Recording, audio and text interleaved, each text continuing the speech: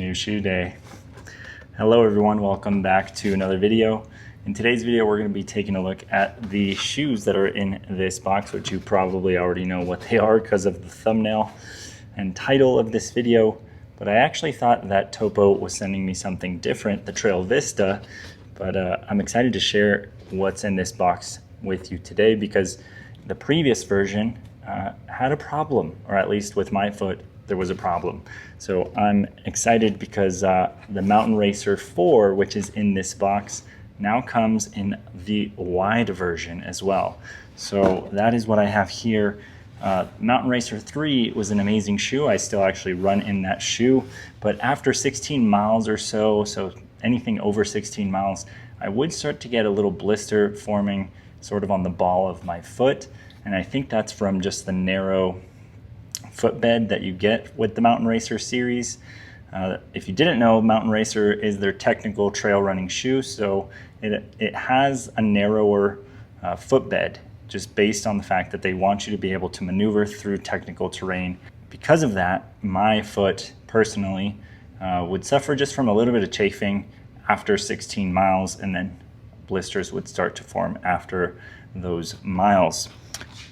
Now, super interested to see if a little bit wider footbed will actually help me avoid those blisters, and I'll be able to run more miles in these. One thing I wanted to know about the Mountain Racer 3 is that I did use blister patches in them, and I did actually just go on a hike / run in the mountains over 16 miles. It was right at 16 miles. But I had no problems with those same hot spots after using the blister patches. So maybe that was just going to be my solution.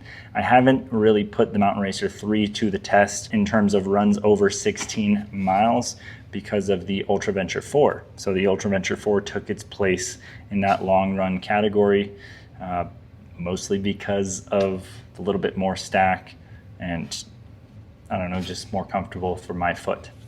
So here we are, Mountain Racer 4's in a wide option. Now right out of the box, I couldn't tell that this was wide. I had to double check on the box. You can kind of tell if you stare long enough, and if you are familiar with the Mountain Racer series of shoes, you can tell that it is a little bit wider, but it's really not like a huge increase. And I actually did just put my foot into the right one, which is the one I would always get the blisters on. It did feel a little bit better. It still feels like it hugs your foot quite a bit, which I was concerned about going with the wide option because I didn't want to lose that sort of nice Topo feel in the middle of your foot where you get that lockdown.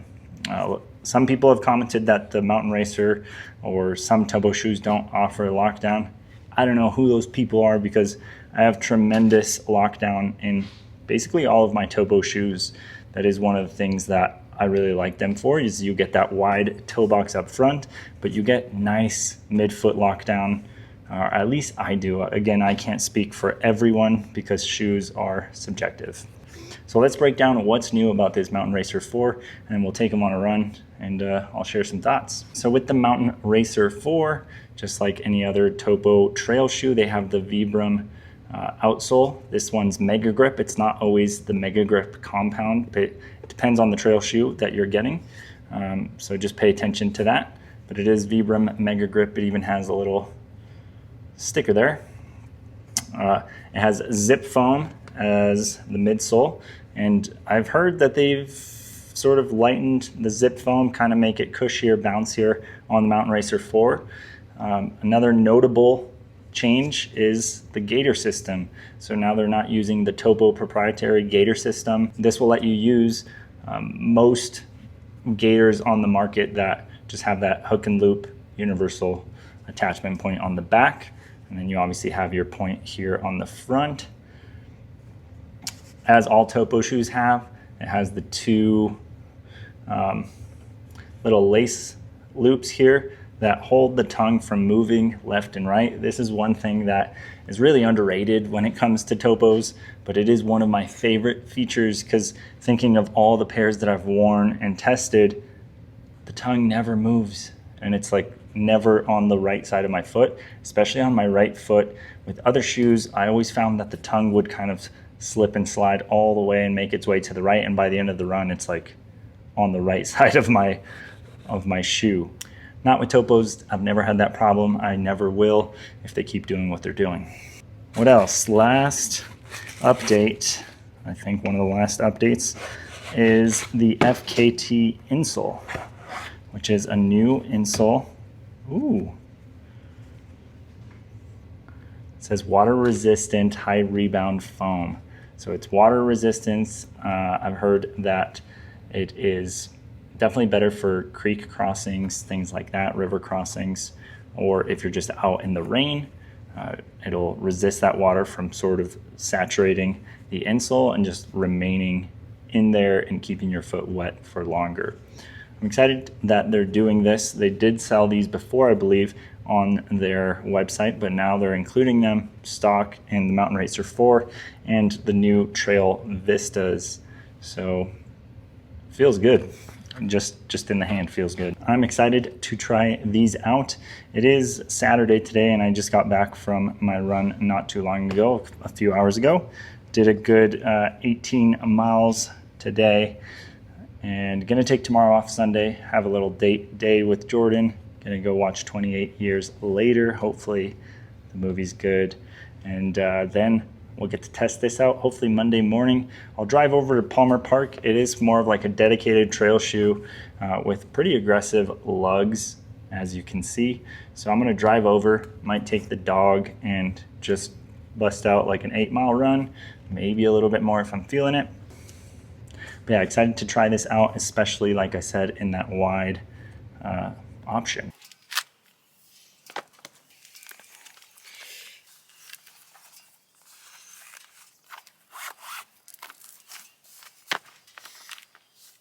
Alrighty, we're here at Palmer Park. It's about 6:30 in the morning right now. I'm gonna do a quick fit check before we go on this run. Show you guys what I am running in today. So obviously, Topo Athletic Mountain Racer 4 wides. For socks, I got Creepers toe socks. Kind of the best in my opinion for running. They dry quickly. For clothes, Path Projects Graves PX short, Path Projects liner, Path Projects Wadi tank up top, Coros Vertex 2S, and Coros heart rate monitor. And then up top I got Smith low down 2s and Cieli by MAC hat. So that's it. Gonna put on some sunscreen and get on this run.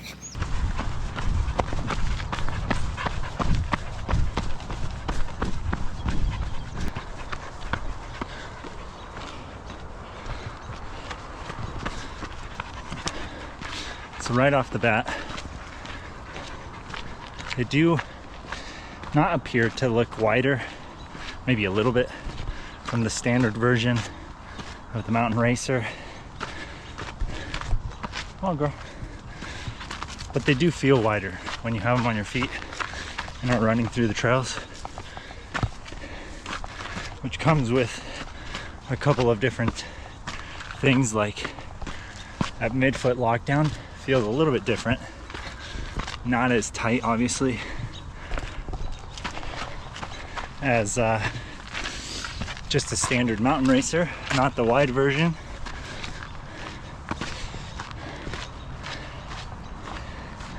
And there is kind of a pain on the outside of my left foot, kind of by the arch, but on the outside of the foot.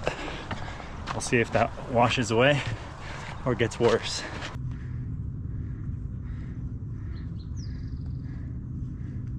I'm trying to see what is causing this pain. It's like right here on the outside of my foot. It's pretty intense. It's not like a little bit of pain. I'm hoping it's just the stiff midsole trying to break in. Maybe I had over tightened them too to compensate for that wide platform. So I'm going to try to run them a little looser.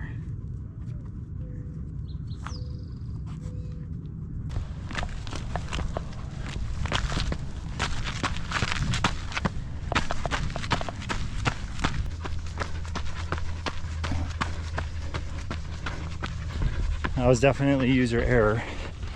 It feels a lot better now on the left foot, like it should. So I'm out here running the Templeton Trail at Palmer Park, which is one of the more technical trails around the park. But this shoe, and I guess the previous iterations, just eat it up. That Vibram Mega Grip just holds on to this. There's a bunch of like sandstone. It just grips it all. Now that I've resolved that tying issue, they feel great.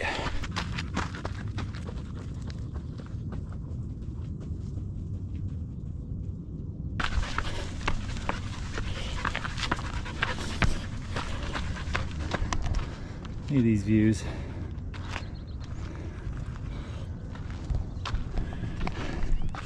This place is awesome. I've run this trail a few times, but it always just seems new to me. Just because this park is not that big when you look at it from a bird's eye, like on a map. When you're here running it or biking it, it's massive, the amount of trails that there is.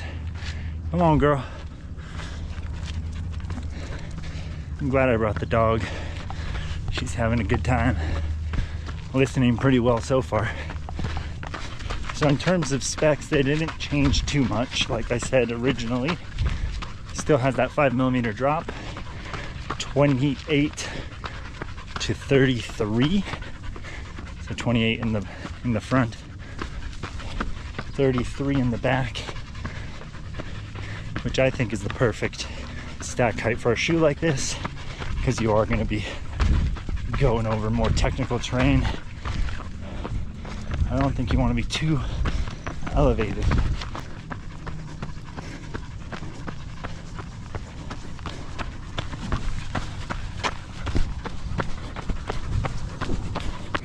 I do have kind of a robust toe guard, which is nice. I've already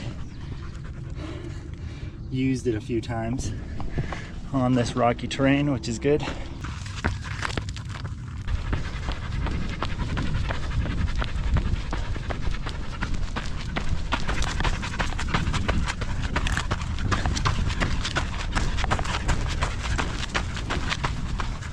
All right, quickly, I'm going to talk about my thoughts on the Mountain Racer 4, specifically the wide version, because this is why I was excited about this shoe. As far as hot spots go, I did not develop any throughout the run. Granted, I did have to cut it short. I was originally intending to do 8 miles, ended up doing 6 miles because it's 8:08. I have to get back to the house so my wife can go to yoga. So yeah, I had to cut it short. So 6 miles wouldn't really have bothered me in the original Mountain Racers, not the wide version anyway, but overall I could just feel that nothing's developing there, so that's a good sign. Now time will tell, and long runs will tell, if these become a problem over 20-mile runs, things like that. So I'll keep testing them. Things that I liked about the shoe were the FKT footbed felt really nice. The little bubbles that it has, I think those are sort of water resistant bubbles, but they feel really nice on the foot. What else? The bouncier zip foam. I know they talked about adding a different zip foam compound that was a little bit bouncier, a little bit more responsive. And I don't know if that was just in my head throughout the run, but the first few miles I definitely felt different than the Mountain Racer 3s. Now granted, I'm comparing those to Mountain Racer 3s that have over 150 miles in them, probably closer to 200 by now. So yeah, my feelings on that could be skewed, but it did feel a little bit bouncier from what I can recall that the Mountain Racer 3s had. But yeah, that's it. I really dig the shoe. That's it. Thanks Topo for sending these out. Stay tuned for the 100-mile review. Whenever I cross 100 miles, that'll be coming out. Peace. One more thing to note with this shoe is that originally, well, this is the only color that the wide actually comes in, at least for now. And originally, I don't know how Topo does this, but they send me a lot of blue shoes. the Phantom 4's, the Ultrafly 5's, and now these. And originally, they're always like, not my favorite color. And then the more I run in them, the more they just grow on me. Like this with a little bit of this dirt from Palmer Park looks really nice right now. And it's growing on me quickly. So there's that.